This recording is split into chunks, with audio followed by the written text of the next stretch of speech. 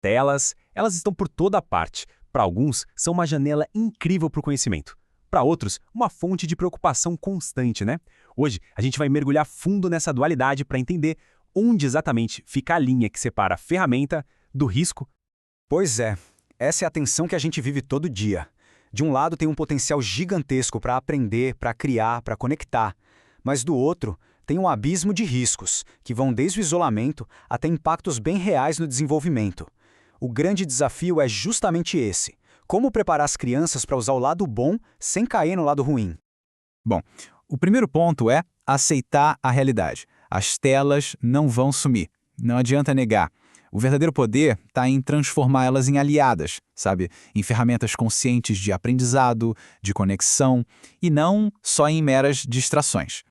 Só que é fundamental reconhecer esse ponto de virada, aquele momento em que o uso deixa de ser algo construtivo e começa a minar o desenvolvimento infantil.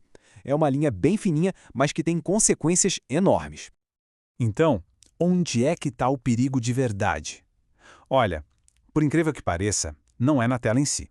O problema mesmo é o que ela acaba tirando de cena. As horas de brincadeira, as conversas olho no olho, até aquele tédio que faz a gente criar. É sobre esse espaço vital que está se perdendo. Essa frase aqui é muito forte, né? O problema é quando ocupa o espaço das relações, das descobertas reais, do brincar. A questão não é demonizar a tecnologia, de jeito nenhum. A questão é proteger o tempo e o espaço para aquelas experiências que não dá para substituir. As experiências que formam um ser humano. E quais são os efeitos na prática desse espaço perdido?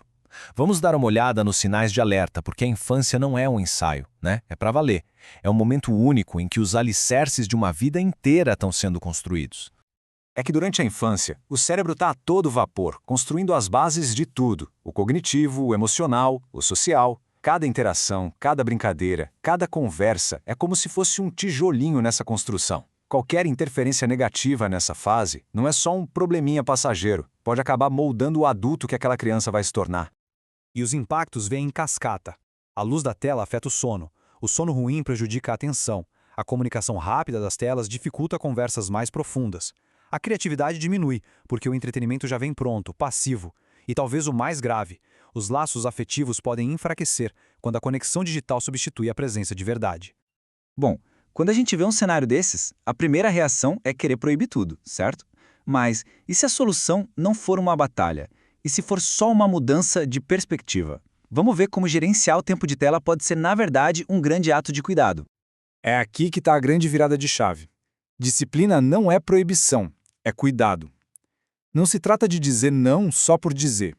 A ideia é criar um ambiente que naturalmente ajude no desenvolvimento saudável. É proteger a infância e não punir a curiosidade. Certo, mas como é que isso funciona no dia a dia? Começa com uma disciplina consciente, com limites claros que a criança entende que são para proteger, não para aprender. A partir daí, dá para criar uma rotina com estrutura, onde a tecnologia tem o seu lugar, mas não domina tudo. E o ponto mais importante, nada disso funciona sem a presença ativa dos adultos, participando, conversando, se conectando de verdade. No fim das contas, tudo isso leva a gente para um objetivo ainda maior, que vai muito além de só controlar o tempo de tela. O objetivo é redescobrir e valorizar a riqueza que existe aqui, no mundo real. No fundo, a mensagem é bem simples, mas é muito poderosa. As crianças não estão atrás de mais um aplicativo. Elas precisam da segurança que os limites trazem, da orientação que dá uma direção e, acima de tudo, do calor da conexão humana, que nada substitui. E com isso, o verdadeiro desafio para os adultos não é só dizer não para as telas, é construir um sim tão forte, tão irresistível para o mundo aqui fora. A pergunta que fica é: como a gente pode ser o guia que mostra para as crianças que a vida, longe do digital, é absolutamente fascinante? Essa é a reflexão que realmente importa.